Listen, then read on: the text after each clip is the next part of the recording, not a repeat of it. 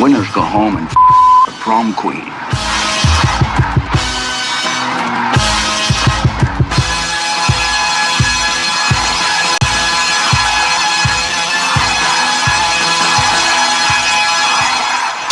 Here we go, boys and girls. We are live. It is the best soccer show. We are ahead of USA Brazil, live from FedEx Field in blah, blah, blah, Maryland. I live in the area, and I always forget where it is. Because they used to call it Raljon, which was like the name of the guy that used to own the Redskins. He named the town after his kids, his two boys. So Ralph modest. and John. So modest. And then they changed it. I think it's Landover. We are, like I said, we are live ahead of USA Brazil. Big match, second game in this 5-game tournament that Jurgen Klinsmann is running. Let's dive straight in. We've got a guest. Can't keep him waiting. U.S. soccer broadcasting legend Phil Shane is on the line. How are you, Phil? I feel like it's time to hang up the microphone once they start calling you a legend. Oh, no. You're a working legend. You're a legend in your own time. Well, actually, almost a non-working legend. Well, we'll get about that later. Okay. Well, yeah, we can push that, and we'll definitely talk about what's going on with you, Phil. But let's start with USA Brazil. The United States comes off of an excellent win over Scotland, a drubbing, something we haven't seen from this team in maybe ever. Jurgen Klinsmann seems to be getting his system working. Are we seeing the dawn of a new era for the USA, Phil? Well, I think we've even had this conversation way back in the nether regions of your show, because I know we've talked about going back to Bradley and into Arena and into even going back to Bora and Sampson, et cetera. Mm-hmm. I've always thought that the United States had players that could play a possession, power, pressure type of game. Although, I mean, that was always in the back of my head. I think they can. The one thing is that Jurgen Klinsmann grew up without knowing all of the reasons why that couldn't happen. So he comes in, and admittedly he does change things around a little bit here or there. But when you take a look, I mean, people are talking about the German invasion. Really, there hasn't been that much. I mean, you have Jermaine Jones, who was obviously integral, but he's been around actually going back before Klinsmann. Fabian Johnson did a job that I think we actually could have done, maybe not to the level that he has, but basically just a runner down the left line. So I think it was perhaps a maturing from some of the players, the arrival, and with the full confidence that Torres has now from his boss, and the maturation of Bradley that made it possible. I think that the system is working, or at least showing signs it's about to. But in regards to the players, I think it's more just a case that Klinsmann has more faith in American players than many American players have in themselves. You know, Phil, you mentioned that for a while now you felt that the U.S. could play that pressure-based style. Is part of that based on, obviously, the pressure portion of that is high intensity, great work rate, great athleticism, fitness, which U.S. has always been known for. Is that what makes you feel that the U.S. could always have played this game, or is the talent just finally on par to do the possession part now? Well, I agree that there are two elements to what we saw. I think that the first one needed to have a little bit more confidence in the performance of someone like a Maurice Edu, and I've always been a Beckerman fan, but I think what Edu did was prototypical, maybe game-changing from a U.S. soccer perspective. I think Beckerman can fill gaps, provide a link better than almost anyone, but at that position, and I know a few shows have kind of mentioned, it was almost Makalele-like. Get it, give it, and if you have to get it off the other guy, get it quickly. Don't wait until he gets too far downfield. And I know that Jeff Cameron had a few blunders here or there, at least just didn't seem to feel comfortable. He'll grow into that. I think we could have gone with Goodson. I think we could have gone with Onyewu in that match and done very well. Parkhurst even, perhaps. I think there is some depth there that needs to have the ability, the confidence to realize they can make a mistake and it's not necessarily going to kill them. I think too often we were so afraid of, if we did press high, that we'd be exposed on the counter. Klinsmann says, okay, they get the ball, we'll just run faster than them and get back. And it almost worked if it weren't for one unlucky bounce off Cameron. Now, the other half of the equation, though, I think is, again, the maturation of Bradley and Donovan to a point. I think he's a much more cultured player, much more refined player than he was even going back to 2002 and even the 2010 World Cup. I think it's one of those ones where he's not caring about impressing. He just goes out, does the job, and he does it very well. But the linchpin for me, and it's very nice to see that he's getting the call again, is Torres. And I think you take a look at a Tab Ramos, you take a look at a Claudio Reyna, John O'Brien to an extent, although we never really got the chance to see him at his best. But the guys that can control the ball in the center of the park, make the movements left or right, and really just not so much make the killer pass, but have their foot on the gas pedal and on the brake. And Torres is the guy that's making the pass to the guy that makes the pass. And so many times you overlook that when you're writing the story or reading the story or talking about it with your friends. But in my mind, he might not have been the man of the match. I think you have to give some credit to Donovan, some credit to Bradley. But I don't think they win that match if Torres isn't out there. Well, let's talk about tonight. It's Brazil. It's a much tougher opponent. Obviously, Brazil is going to come at you in ways of attacking talent. They've got all of this young talent. Neymar and Hulk are on this team. And the two changes that Jurgen Klinsmann has decided to go with, Herculez Gomez up top, where Terrence Boyd was on the weekend, and Oguchi Onyewu in the back for Jeff Cameron. The first one, maybe I'll get your thoughts on that, but the second one is definitely an experience move. Oguchi's going to be able to handle the Brazilians a little bit more than Jeff Cameron, correct? Obviously, there'll be a little less trepidation, and in fact, it might actually cause some of the Brazilians to be a little fearful, knowing from his past. And I think that what we saw this past year in Portugal, this is an Onyewu who's going to be playing in his home territory with something to prove. Right. I think that this is an Onyewu who's almost back to those days where he intimidated Borghetti and the like. So if he can keep his knees in one place, I mean, in fact, going back to the Scotland game, the one thing that I've always hated about U.S. game plans in the past is when you're under pressure, just blasting the ball out. And I don't think there was that much blasting going on. I think there was maybe one or two. I kind of remember Cameron running across where maybe he could have bent it and kept it in play. And there was one in the late going. I mean, they're already winning big, and Onyewu just cuts across, and I'm thinking maybe he could have stopped, cut around the charge. And I'm thinking, we're talking about a guy that's basically got Band-Aids keeping his knees together. I mean, just keep running in a straight line, Gooch, and everything will be fine. So I have a feeling that it is going to be an area where the Brazilians are going to try and press, to try and get Neymar to get him off balance. After all, he is a rather big physical back and not as nimble as he might have been in his youth. But this is a guy that knows how to play the game, and it will be very interesting to see him paired up once again with Bocanegra. Now, on the other side, I know that a lot of people were praising Boyd. A lot of other people were saying, well, what did he really do? I think that Gomez does a very similar role. I mean, remember some of those times in the first half where he would come charging back across midfield just for a little check pass. And what that also did was then allow Jermaine Jones and Michael Bradley to push up into those center lanes. So there was a lot of movement up and back as well as side to side from this U.S. team. And I think Gomez gives you a lot more of that than some of the other alternatives. I'm a bit surprised that he's out there because I kind of had the feeling that with all of his success off the bench that that's where he'd be, almost a super sub role, even at this stage of qualifying and the friendlies leading up to qualifying. I thought not that he would start Wando. I think Wondolowski is basically the emergency guy at this point. I thought he might actually start Boyd one more time, but I think he saw what he wanted to see out of him. Maybe he'll save him for some garbage time to get him cap-tied in the last two games of this 5-game series. But I have a feeling it almost might be a straight swap for Dempsey sometime around the hour mark, if not the second half, depending upon how the game goes. But I think Onyewu was a rather obvious choice based upon who was here, and I think Gomez kind of plays in. And it's very telling that this game against Scotland did mean something to Klinsmann, that he himself saw something click to the point that he's making so few changes from that match to this one against Brazil. You know, Phil, you just touched on something, and it was a little bit surprising to me. I want to see if I'll get you to go on the record with this here. Are you saying that you think that Dempsey's role in this system is going to be played up top where Herculez Gomez is today, and Torres stays on the field when the games really count in the World Cup qualifiers? In my mind, yes. I think that this, especially, I think Torres and Dempsey are going to be kindred spirits.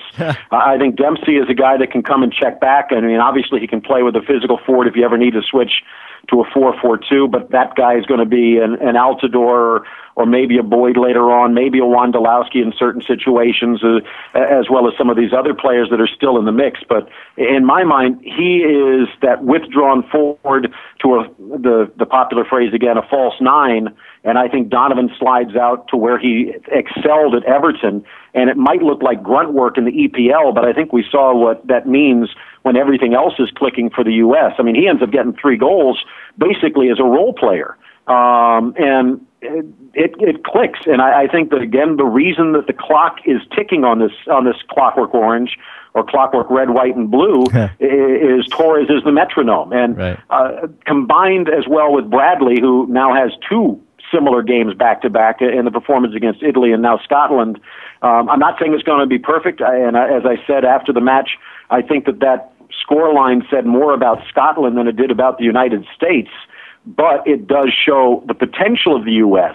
I think tonight, even if this is a B or C team, or perhaps an incomplete team working its way towards 2014 for Brazil, this is going to be a better test. And I think it is a match where the U.S. can come away with a result, be it 1-1 or 2-2, and I don't think it really matters at this point, even if they come out with a win or a loss. It's can they get some possession? Can they get that rhythm? Maybe nowhere near as much as they did against Scotland, but has the United States found its style? Right. Question here. I just saw something on Twitter from Luke Cyphers of ESPN who says the lineup's the same except for Gomez and Onyewu. The only other difference would be Michael Bradley sitting deep, switching places with Maurice Adu. Does that make sense to you against Brazil? Not at all, except what it could mean is that Adu has a shadow role. We're talking about a guy who has lungs of steel, and I think at least for a good 50 minutes, he's going to be the guy that's going to try and maybe shadow Neymar. And perhaps it's bowing to the obvious that Brazil is going to have a bit more of the possession, and maybe you need someone a bit deeper that can start the breaks the other way. Again, once the whistle blows, I think this game is going to take on a dynamic of its own. I would, as you're mentioning from what Luke said, keep an eye and find out how Adu matches up. I mean, perhaps even a matchup with Lucas, although I think Neymar is the danger man because there are very few players who are as creative as him. And this is a guy that they're going to have to keep an eye on. Admittedly, a lot of that creativity comes in the midfield, and I think Adu's job might be to keep him there. All right, Phil, go ahead. Go ahead. Sorry, Phil. Just real quick before we get you out, we had like just 2 more questions. One being, what constitutes success for this U.S. team? Are people really expecting to get a win out of this? Is a result expected, or is it just supposed to be building on things you've seen in the last 2 games against Scotland and Italy? Well, conceivably, you could say that this game doesn't matter, and on paper, it doesn't. Neither does the next one. Because the only 2 games that matter are the 2 that are going to close this out against the relatively easiest bunch of the 5 opponents.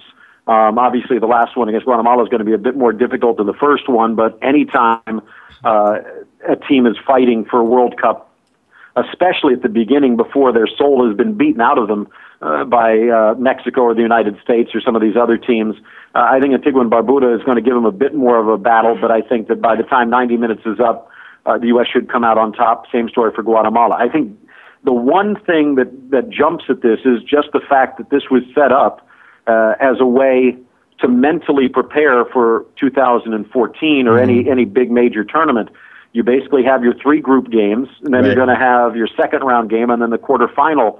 So I think this might be a game that on paper, again, does not mean much, but it's also one of those games you've won the first match of the group. If you get a tie in the second match, you're pretty much on easy street heading to the next round. So I don't think that the United States is going to just back down and let Brazil kick them. I think even with Canada coming up last, I think this has been set up as a World Cup group stage mentality, and they did the job in the opening match. And now I think that they're going to try and scratch and claw to get a goal and then try and make sure Brazil doesn't come away with a win. All right, Phil, to your situation, Phil Shane, no longer of Goal TV. Can we ask what's next for you? What's going on in your career? Well, first, in regards to no longer Gold TV, it's still hard to believe sometimes, although it is kind of nice to be sitting around by the pool and not have to go to work, at least for a while. It was an amazing 10 years, a lot of experiences, a lot of great people I've had the chance to work with, and a lot of great games I've had the chance to cover. But I got an interesting proposal, a very attractive approach, and we're still in the process of finalizing some of the details, but it was just too good to pass up. I had a chance to sit back with my family and talk about all of the options, and while I really appreciate what Gold TV did for me and am thankful for the opportunities that I've been given, I hope that they understand, and I've talked to a lot of people there, and they do, and hopefully over the coming days, at least coming weeks, I'll be able to give a little bit more, but the immediate pay-per-view matches with Ray and me,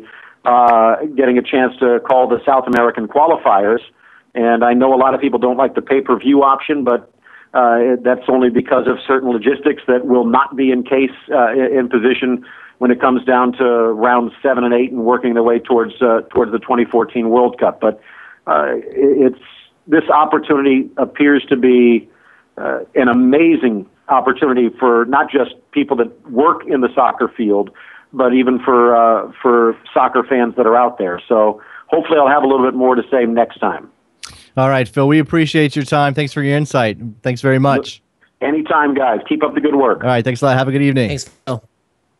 Phil Shane of Pay-Per-View Soccer for now, and he'll let us know what's happening later on. Don't you just want to say the name? I think we all know what's going on, but I mean, a lot of people think he's going to be in sports, which is the new Al Jazeera-owned network that's going to be showing all the games. A lot of the same games, same leagues that he was covering with Gold TV. It's not out there yet. It's not official.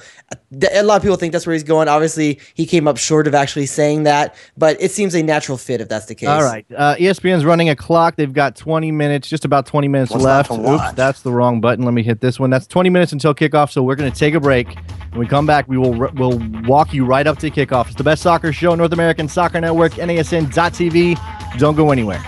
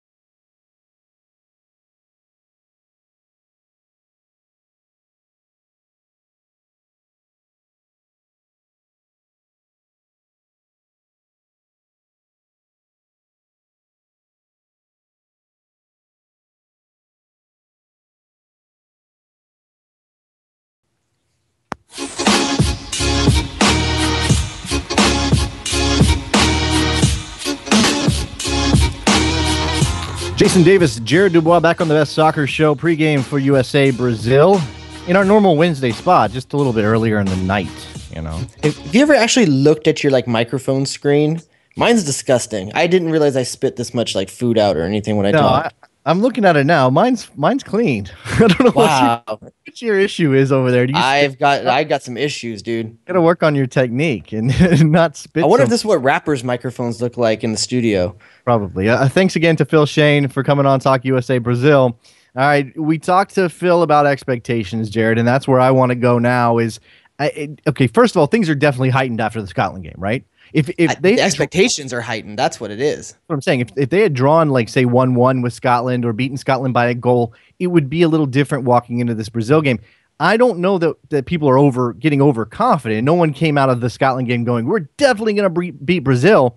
but the meter for thinking we might be able to ticked up a couple of notches, didn't it? What's nice coming out of the Scotland game is it's really nice. It's been a long time since I felt the USA took care of an opponent the way they should have taken care of one. You know, it wasn't eking anything out. It wasn't like barely getting by. Obviously, the Italy game, completely different story. The expectations for Italy were different, all that. But in terms of the Scotland game, it was just nice to go up against a lower opponent, someone that should have been lower, and actually meet expectations. Yeah, we are taking phone calls. 201-430-2378 is the phone number, or Best Soccer Show on Skype. If you've got pregame thoughts, if you've got a prediction, I do want to hear some predictions, because I do want to take the temperature of the fan base to see. You know, I've seen a lot of like 1-1s. Phil basically had a draw, right? And we didn't ask him for a direct prediction, but I'm pretty sure he had a draw or maybe a 1-goal game either way. I think people are convinced that the United States is going to make this very, very tough. And look, this is an inexperienced, at least internationally, Brazilian side. This isn't their best team by any stretch of the imagination. They don't have to go through qualifying for 2014. They're just kind of going to slowly ramp it up. They've got very young players in this team. So for them, it's experimental, but it's Brazil. So you never think, okay, yeah, their experimental side is like, you know, still one of the best teams. Last thing I want to hear is the words Neymar and experimental put together, because that means he's just all the leashes off of him. And tonight, if I'm a U.S. defender, it's Operation Avoid Neymar's next mixtape. That's what it is. I'm trying to not be on his next highlight video. If I can get out of this, I don't care if you let in 3 goals. If I can personally not end up on a Neymar mixtape, I'm good. That's a success. Right, and I think it is interesting that little tip that Luke Cyphers had on Twitter about Maurice Adu and Michael Bradley switching positions, and just from a gut reaction standpoint, that bothers me because of how well they both played against Scotland. And you want it's because Michael Bradley was so key in terms of that middle and how it ran, and it being the link between the back four and Donovan and Torres. To see him get further off that ball and maybe have less of the ball in interest of man marking Neymar, that's a tough giveaway. I get it though, I really do. That's a tough person to take out of a game, and maybe man marking is necessary, but it's just tough. It's going to come at the expense of Bradley. Area code 757. Who's this? Hey guys, this is Will. Hey, what's up, Will? So what you got? Not much. We were talking about predictions. I've been going back and forth trying to figure out, because at first we weren't sure like what kind of formation, if we were going to stick with the same. And I think now that we got the same, I think it is going to be a hard fall, but I think we can win it. I think Hercules is going to be a big difference maker up top. It's just going to bring a difference. I think, like he said it might be more of like what Boyd was doing, but it's a more experience in there. I think he's going to be able to knock in at least one, and I think 2-1 would be mine. Well, hard fall, brutal 2-1. Right. I think part of the reason Hercules Gomez is in this game isn't necessarily for his offensive ability, although it'd be great if he can score, and certainly we have faith that our man Herc can score a goal, but it's those other things. It's like what Phil talked about, checking back, and I think that Herc is a little bit more trustworthy in that aspect of the game. And if the U.S. can find a break or two, if they can counter, then Herc is the better player for that situation as well. So he's not going to play with his back to goal as well as Terrence Boyd. Well, he's not going to be as strong. I mean, he's craftier. He can hold the ball. It's just I got a question though. In a game of Hulk versus Herc, who's the stronger fictional hero there? I think Hercules, just based on the fact he's from ancient Greece legends. The other one's gamma ray fueled though. There were gods involved. Area code 219. Who's this? Hey guys, this is Michael. Hey, what's up, Michael? I just want to give you my prediction for the game. I think it's going to be 2-1 as well. I think USA is going to kind of edge out. I think Donovan's going to get one, and I think Dempsey will probably get one coming in late. I'm really happy to see Donovan. He's killing it right now as a forward finally. Yeah. Well, I mean, he's obviously in between. He played, he's close enough to goal to get goals, but that's because he's making runs out of the midfield. So you're that high on this. Is this basically because of the Scotland game, or are you just riding a Clinzy wave here? I don't, not because of Scotland, because I don't think that Scotland was as great of a opponent as you can really say. However, I do think that everything that's been going on right now with the USMNT, but we're doing pretty good so far. We're doing pretty good as a team overall. I think that, with Klinsmann and this new mentality, I think it's going to be a really tough game. I'm not saying it's going to be easy, but I just think that we're going to have enough drive and determination to kind of add this one out. And I do think that, we have veterans on our team. This Brazil squad doesn't really have any of that. They just have young guys overall. Yeah, young guys overall. Thanks for the call. Young guys overall who are incredibly talented offensive players. That's their part. What I do like about the moves that Clemson's made in this game, though, bringing Onyewu into this game. Onyewu is a player that's familiar with Hulk, and if there's a danger up top from the striker position, it's obviously Hulk. He had 2 goals in the game midweek, and now coming into this game, they play in the same league. They match up against each other in Portugal. He's gonna know and be familiar with this player. Great decision by Klinsmann to bring Gooch in, and not only that, but just to see where Gooch is at fitness-wise, and if he's still got everything that we remember about him. It's the obvious decision. You don't have another physical center back in this camp besides Oguchi Onyewu. There's just not one. You're not going to take a risk on Michael Parkhurst in the middle, especially since he's been playing as a Parkhurst on Hulk. That's like Bruce Banner on Hulk. Wait, that doesn't even make any sense. How can the guy who I don't know. They're always a battle within themselves. I don't know. All right. Yeah. Continuing, take your phone calls 201-430-2378 if you've got more predictions. Is that 2 wins? Did we just take phone calls for 2? Just go with 2 wins. That is wow. I mean, you wanted the temperature. It's running hot. I shouldn't be the wet blanket, right? I shouldn't. Go USA! I've got to be that guy. Like, I got to believe too, right? I think that in looking at the Brazil game, I take more stock out of the way the U.S. played against Italy. And when looking at this Brazil game, because I think that's what this game's going to look a lot more like, a lot more limit of risk. Hopefully, U.S. still wants to play the ball on the ground, still wants to play that game, and I think they'll try to do that, but with a much more, I don't want to say cynical, but more careful eye on making sure they take care of the ball and get possession back and get back behind the ball, much more than they did against Scotland. Look at that Italy game as more of a blueprint of how they're going to play this one. Do you think that they can keep the pressure on Brazil the same kind? I mean, obviously Scotland wilted. It was hot in Jacksonville. They weren't used to it. They were getting destroyed. They were getting demolished on the defensive end. So, they didn't keep the ball because the U.S. was pressing them. Can the U.S. keep that pressure? Can they continue to play that way? Physically, yes. The only issue is, if that pressure gets beaten, and Brazil has the players to beat that kind of pressure, the 1 and 2 touch passing, the ability to take a player on. The problem is when Brazil beats that first player, one of the issues the U.S. has had over the last number of years is the back line stepping out and covering that space between the middle 4 and the back 4 and closing down that space right there. If Maurice Adu chooses to lose the ball a lot like he did in the last couple of games, I know Phil Shane's big on him, so I know I was surprised by that by Phil Shane, by the way. Really, you were just surprised on his. I've been I don't know how up he was on Maurice Adu, because I know you and I aren't as nearly as up. A lot of people are, and I'm willing to. I've watched the game once. I watched it live. I haven't gone back and reviewed tape. I just haven't had a chance to do that. And I'm not sure it's worthwhile. It's a friendly. It's whatever. But everybody's telling me that he played fantastic. John Godfrey at the New York Times, our buddy at the New York Times, had him at an 8 for a match rating. And look, did he turn the ball over a little bit? Yes. Apparently he was in the 93-94% range on pass. His pass that's great. That's great. But like I said, in the game against someone like Brazil, it's the turnovers. And I don't know how many turnovers he had in the game, but I know it was more than a lot of other players that I saw in that midfield. Right. And the turnovers will kill you against a team like Brazil. Yeah, absolutely. Absolutely. You can't turn the ball over. But that's the thing. Against Scotland, I was critical of him taking so many backward passes, but that was because Scotland wasn't pressing. There wasn't a reason he needed to do that all of the time, but that's the decision he made. In this game, if he's going to keep the ball and not turn it over, passing the ball backwards or perpendicular is fine with me.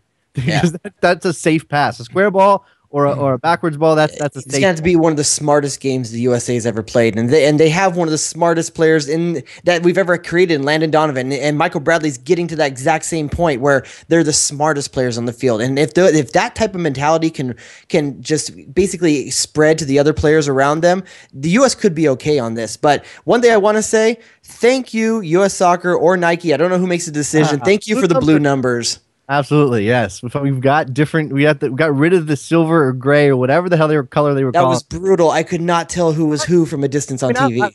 Okay, fine. You fixed it. I'm not going to worry too much about the mistake. Hopefully, it'll never go back at this point. It'll always be at least blue or something that we can see. I don't understand what the thinking was to begin with, though.